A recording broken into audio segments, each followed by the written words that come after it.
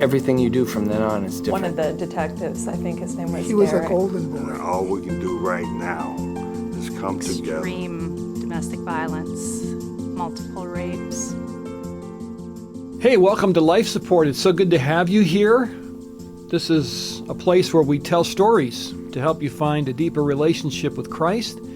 We also want to learn together how we can walk others through trial and suffering, and we want to find Jesus in that. So we've had the privilege over the last couple of times to talk with Brad Knefelkamp, who has been sharing his very unique story.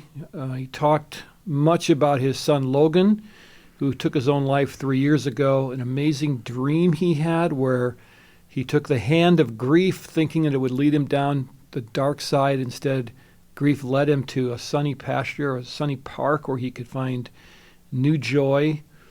And Brad is back with us. And Brad, you have had God use you in people's lives in an amazing way since this tragedy. And it seems like all of a sudden God made you kind of a centerpiece for people that were going through the same kind of tragedy. Tell me about that. Well, I think a lot of people are finding a similar thing happen with them. It's like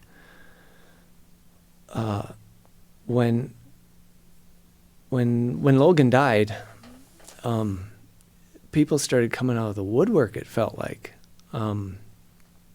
having a similar experience with a child dying or something like that. And you become part of this club that you never wanted to be in, and you never want anyone else to join. And you go from not knowing anyone who's had this experience to knowing a dozen people or a dozen families. About a year after Logan died, I got a call from my sister, and she left a message on my phone. She was obviously upset, asked if I would call her back. And when I did, I found out, she told me that her son had taken his life. And I tell you, my heart just broke. And I come from a large family, and we're not super close, seven siblings, and but I tell you, when my sister called me up and said that that the gap between us was gone, and my heart still goes out to her, every day, her and her husband, and it was about 6 months after that, a friend of mine called up, and in tears he says, "Brad, I got up this morning and found my son dead in his bedroom, accidental overdose." And he started asking me, where's God in all this? I raised my son in the church. I was a worship leader at church, and all these other things, and I've prayed for my kids every day. How come my son is dead? And these stories are very similar, in a lot of respects, and I think there's at least a dozen families that I know personally now who have had a child, usually a boy, commit suicide or die of an accidental overdose or die in some terrible accident. And it never feels, how can I say this? If your grandparent dies, you expect it. It's a natural progress of things or process. And, your parents get older. I'm very blessed in that both my parents are still alive. My wife, both her parents are still alive. But, they're getting up there in years, and one day they will die as well and pass on, and yes, it'll be sad, it'll be grievous, but when your child dies, it's out of order. Mhm. It's just it's out of sync, and everything's wrong. And I forgot the point that I was making through, Well, through all that. you're talking about this epidemic of Yeah, of it is an death that epidemic. you've had to deal with, and it's just uncomfortable because it's sad, it's wrong, and it's not the natural course of events, which is so jarring. Yeah, I can't believe I know so many people who have had this experience. Yep. I mean, I could go down the list. One of the pastors at our church, I think it was within 3 months after Logan died, his son took his life. And one of the youth leaders, he wasn't a pastor or anything like that, but at our church, took his life. And it's like, what is going on? Why is there this so much despair in our society today, especially that young men are taking on? Yeah, it is an epidemic, and this would be a good time to insert the fact that if you are needing help, if you are thinking about these thoughts for yourself, please reach out. The National Suicide Prevention Hotline is a really good resource. It's 1-800-273-8255, 1-800-273-8255. If you suspect somebody in your family maybe thinking about this, if you're thinking about this, give them a call. National Suicide Prevention Hotline, easy to find online as well. And please reach out for help.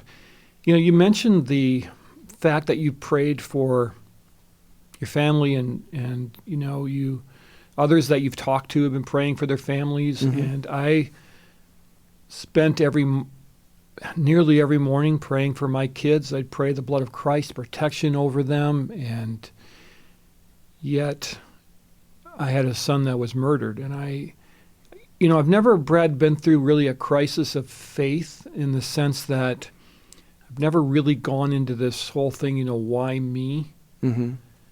But I have faced a crisis of prayer, if that makes any sense, because I had to reevaluate what prayer is and expectations of what prayer accomplishes. And I don't have all of the answers, I don't pretend to. I don't think anybody really does. I was hoping you did. Yeah, I know. Well, you can come and sit at my feet and I'll teach you someday when I do.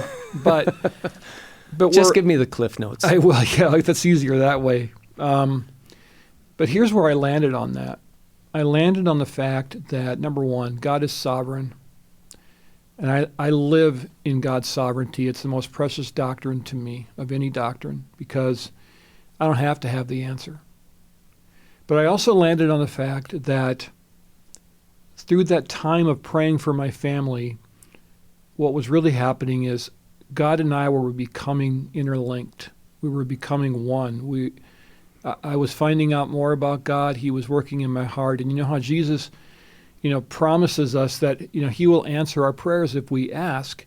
But that's when we're intermingled with his will. That's when we're praying in his will. And I realized after all of those prayers, and the outcome wasn't what I wanted, that I had to relinquish that and realize that prayer was a relational exercise of getting to know God better, of understanding God more. Because God is not obligated to do what I want him to do, because he knows way better than me. And then I have to trust that even a tragedy is still his best plan. And that's hard, but I believe that's scriptural truth. So I'm not sure, where have you landed on that? Because you've been down that same road, that same journey of trying to reconcile all that. Yeah.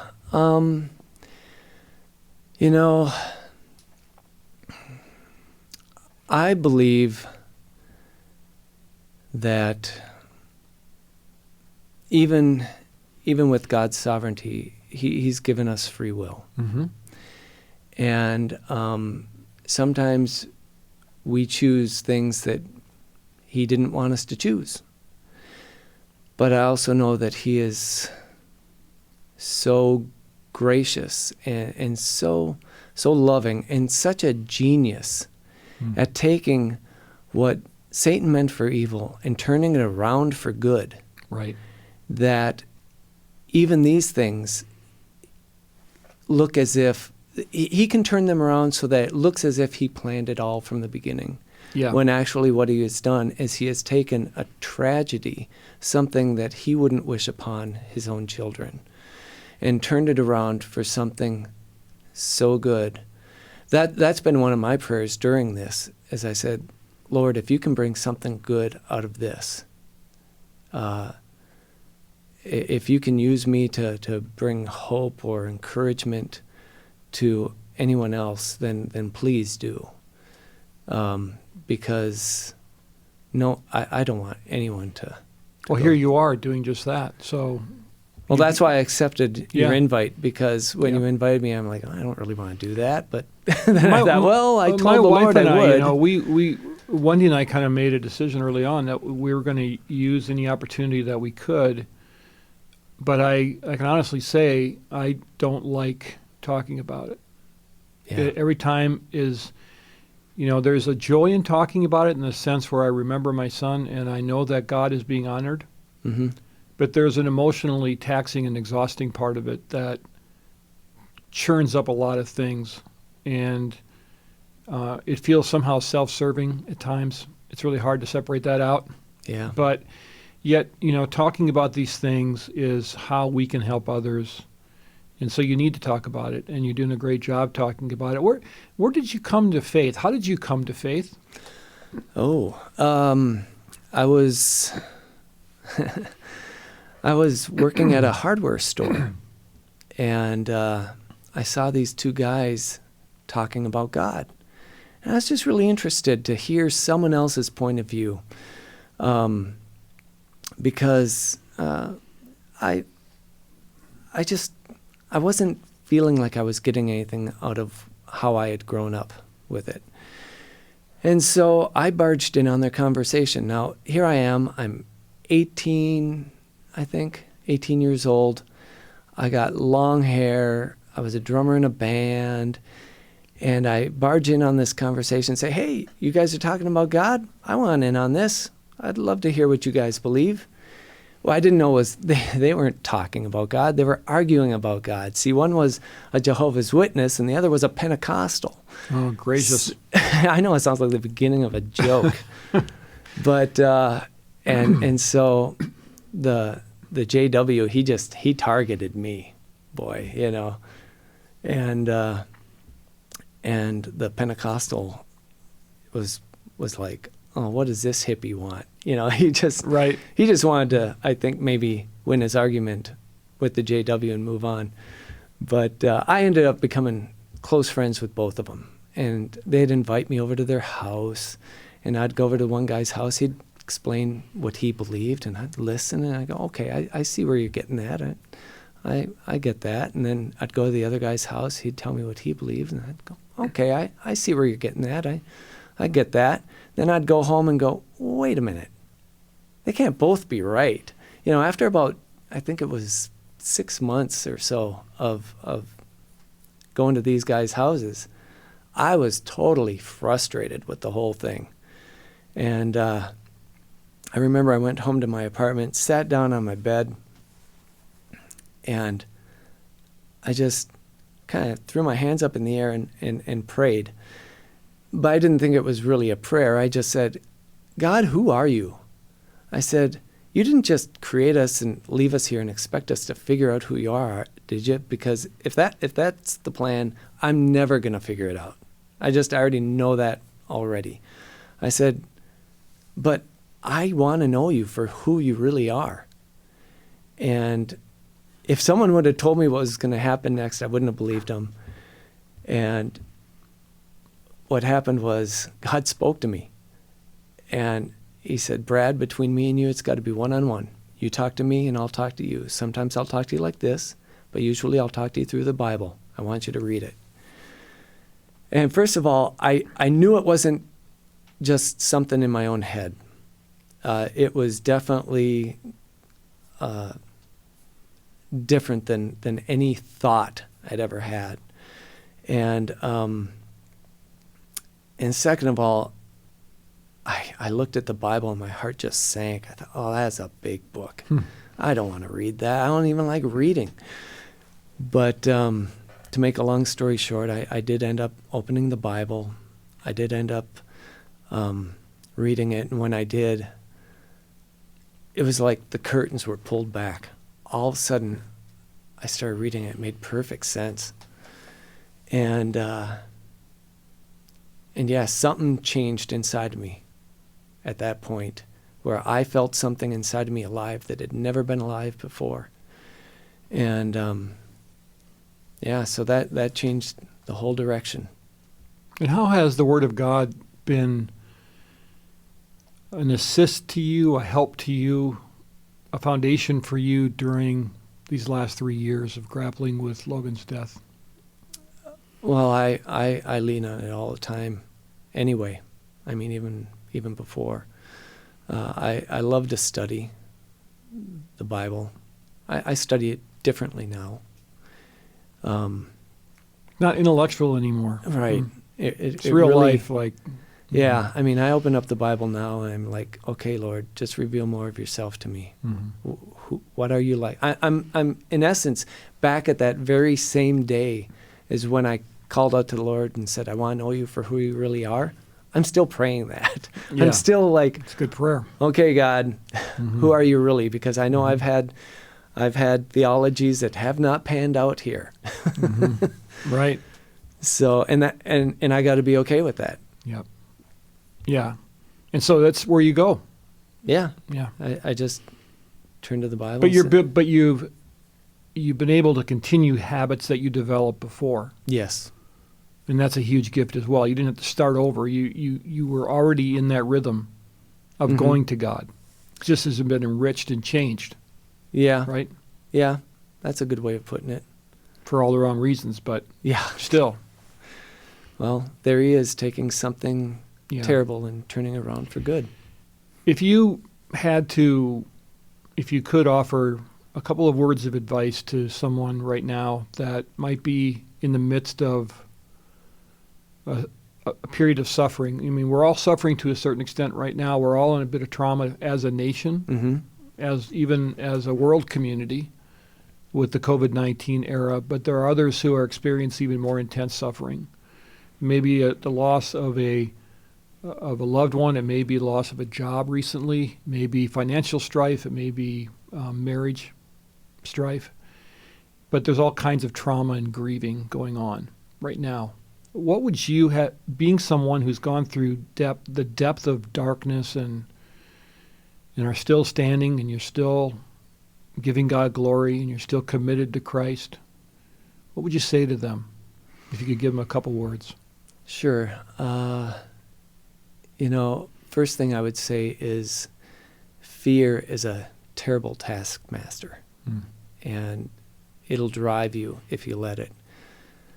The only way I know to eliminate or at least keep fear at bay is really knowing God and knowing that your relationship with Him is solid. It may not get rid of it completely, but God hasn't given us a spirit of fear, so it's not from Him, and a lot of people are very afraid right now, and for a lot of good reasons. But don't let it rule you. Don't let it drive you. That'd be the first thing I would say, and that's kind of to everyone as a blanket sort of a thing. There was something else that came to my mind, but when I started telling you this, it left. What was it? Well, you talked about fear, and I want to go back to that dream briefly because Sure. I keep thinking of the streets that you walked by, and on your way to a better understanding of what grief can do to help, and you walked by anger, and you walked by these various streets, Depression, Yeah. anger. which are all places we could turn into right now very easily Oh, yeah. in our present experience. Yeah. But that's really what I would say is Heartbreak Hotel. It gets you nowhere, Right. you know? Yeah. But a proper understanding of, yeah, I can be grieving right now. Yeah, I can be concerned. Yeah, there's, everything's changed overnight. But I got to take God's hand and let Him lead me forward. He'll lead me to a place where I need to be. It may not be comfortable, and it still might hurt. But I guess the question comes down, do I trust God enough to let Him lead me? Right. I remembered what I was going to say, and I heard one pastor put it this way. He said, embrace the suck. When things just are bad, embrace the suck. And that's basically what I did when I took grief by the hand. I accepted it. I accepted grief. And sometimes that's the best thing to do. But it's the scariest thing to do because you lose control. Control's an illusion. Correct. But you feel like you're losing control because I'm going to let myself grieve is a scary statement because you don't know where that's going to take you. True. And you don't know how it's going to affect your family. You don't know what people are going to think of you. You don't know if you're going to be able to hold it together. There's a lot of aspects of that. But if we don't let ourselves grieve, then we are suppressing something that God meant for us to go through so that we can be free. And grieving is a part of His process in us. But there's a whole trust thing. And really what you've been through, Brad, has been trust. You've had to learn how to trust more and more and more and more. And it sounds to me like that has been a gift for you. Yeah. At the end of the day. Would that be fair to say? Yeah, I would say so. But a hard gift to receive. Well, I wouldn't want to go through it without receiving it. So Yeah, that's right. That's right. I also find myself at times thinking, you mentioned having to watch your sister go through this. It's almost, it's easier. I'd rather go through it myself than watch others. Yeah. And so it is hard to walk with people through this. And hopefully we've been some encouragement to them as well during this, because to watch friends suffer is really, really difficult. And not only friends. I remember one of the first thoughts was, this hurts so bad, I wouldn't even want my worst enemy to experience this. I couldn't fathom even ever wishing something like this on even someone I disdain. Yeah. Well, I'm really sorry you had to go through it. And Brad, it's been so good to have you. And I pray God's blessings on you. And thanks Thank for you. sharing from your heart. I've learned a lot from you. Appreciate it very much. Brad Knefelkamp has been our guest and sharing his story. I hope that he's been an encouragement to you as he has been to me. And we've been talking about God's plans, and we've been talking about how God turns evil for good. And we know that God has a plan, even when you can't see it. When you seek Him in your pain, His work is furthered, and you find more and more of Him if you do as Brad did, and that's just take the hand of grief and let yourself go and let God lead you to where He needs you to go. In 1 Chronicles 28:20, the word says, "Then David said to his son Solomon, 'Be strong and courageous and act. Do not fear nor be dismayed, for the Lord God, my God, is with you. He will not fail you nor forsake you until all the work for the service of the house of the Lord is finished.'" So God has a plan. His purposes are ongoing. He's working on that plan right now, and He knows what's best. So you can rest in His arms. God is always with you. The great thing about God is He never rests. He's there 24 hours a day, 7 days a week. And then when you wake up at night and you're anxious, He's there. In the morning when you wake up, He's there. And so take heart in that. And thanks for listening to Life Support. We love telling stories about how we can know Jesus better. Thanks to our partners, Faith Radio, Five Stone Media, and Ridgewood Church. We'd love to have you hop on the websites of those organizations and find out more. Love to have you join me on Twitter, too, at Pastor Paul J. Remember, the National Suicide Prevention Hotline is 1-800-273-8255. Please reach out if you need help. And thanks again. We'll catch you next time right here on Life Support.